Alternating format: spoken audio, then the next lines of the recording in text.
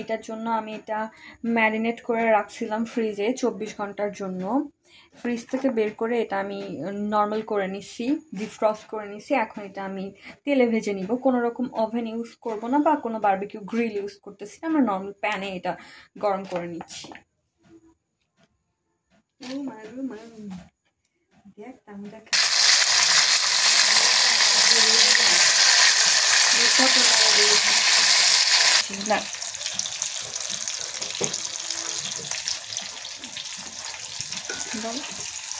এখন এটা নামায় নিচ্ছি, না এটা শুধু নামায় নিচ্ছি, ব্রাউন কালার হচ্ছে।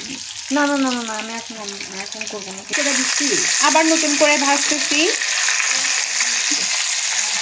হ্যাঁ এখন হচ্ছে, তুমি বন্ধ করো।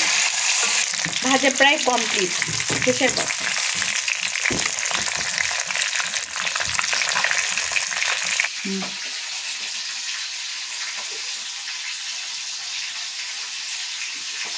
অবশেষে